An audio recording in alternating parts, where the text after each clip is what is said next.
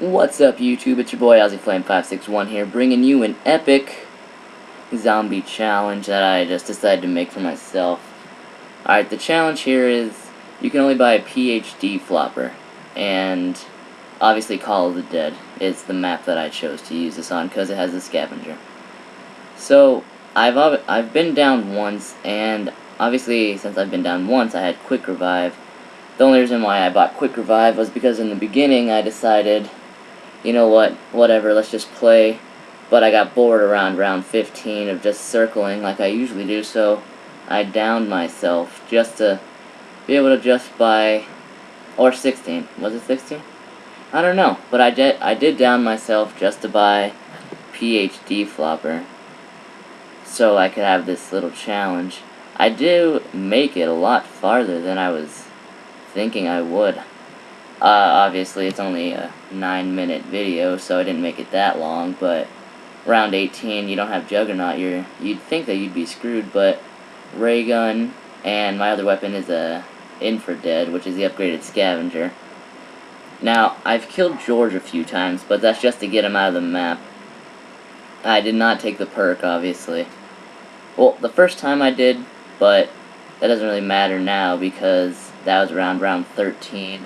And I downed myself, obviously. So, yeah, this challenge, PhD flopper only, ray gun, it gets pretty hectic, it's pretty intense a few times, and I wanted to kill myself after I saw how I died.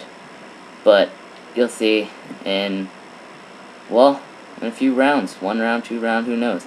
This Hydra infra-dead, I want to talk about that. People seem to make that a lot bigger than it really is. I think that, me personally, I only chose it this round because I did figure I wanted to do this challenge, but I would usually even go for the VR11 just to kill George, just to get him out of the map, because that one perk, it's almost an entire Hydra infra-dead.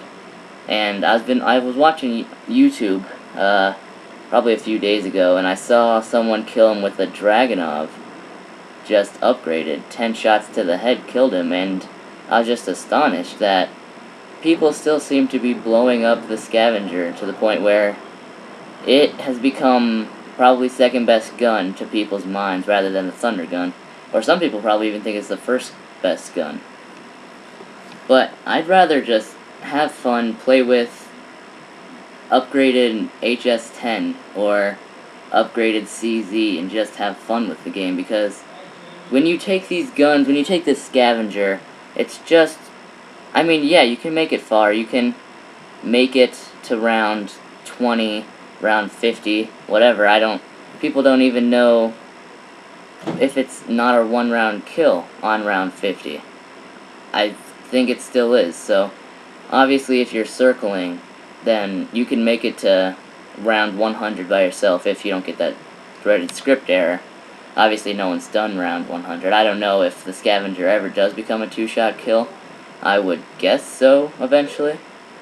But I have yet to see a video where it has. Maybe there's one out there now. But I don't know. Anyways, I'd rather have fun with the game and get FNFAL or keep my starter pistol and just have fun with it than just take the big boss weapons every time and just use those up. That's just not fun. That's why I'm doing these challenges as well, because I don't want to get bored with this game.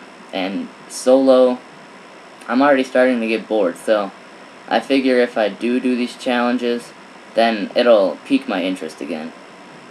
Alright, anyway, back to the gameplay. I think right here, yeah, I'm gonna go to the Pack-a-Punch because I realize I only have a few shots left on my ray gun. So I go to the Pack-a-Punch. Yeah, okay, sorry about that. I was like, my sister came into the door. I had to shoo her off, asking about dinner. But, okay, anyway, you see that I'm just wasting these scavenger bullets in a few seconds, because that's when, like I told you, I realized that this game is no fun with this weapon. I mean, it's fun, sure, the explosion is just a boss, and I cannot help myself but look at it every time. Look at this. I sit there just to watch the explosion. So, yeah, I go to the box, and, you know, if I did keep this gun, I probably actually would have stayed alive longer, now that I think about it. Yeah, another thing I want to talk about, PhD Flopper. That has got to be the best perk in the entire game. It's just, it's the only perk you can make your money back off of, just flopping the gun, or flopping with it. And it's the only perk that has, like, a few meanings. I mean, a few uses. You can flop and make an explosion, and you can protect yourself from any explosion. You can make your money back off of it. I mean, it's just an amazing gun, and it's just, amazing perk, and it's just fun to have. I'm glad that they did come out, excuse me, right there. I'm glad that they did come out with this perk, because otherwise, I mean, ray gun you'd still be killing yourself with, and scavenger would just be, like, death. Like, no one would even pick it up. Oh, I got the dragon off. What I was hoping to do at this box right here, I was hoping to get a VR11 so I could pack-a-punch it, but once I realized I didn't have enough, money to pack-a-punch it, I just said, hey, I'll get any weapon that I have that I can get until a teddy bear. So that obviously, right now, you just saw, that is the Galil, and I don't even use it very much. I think I kill this guy, and that's it. So, round 19, this is the final round. I got really lucky on the drops here, and if George hadn't have come and screwed my life over, see, I was checking to see if he was going to come, but if he hadn't have come, I think I actually would have been fine throughout this entire round, but of course George had to come and just rape me. Oh, insta-kill, that'll help me a little bit. Oh, this is when I do use the Galil, but after this insta-kill's done, it's just a useless gun.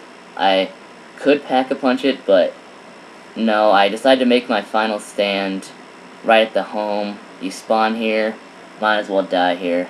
And I knew I was gonna die. See, you can see I still had a quick revives. I could have gotten a quick revive, but no. I just wanted to just have fun with this game, see how long I could last. So, yeah, sorry for the sound problem. My Dazzle, for some reason, doesn't record the sound very well on the recorder that I use, the recording program.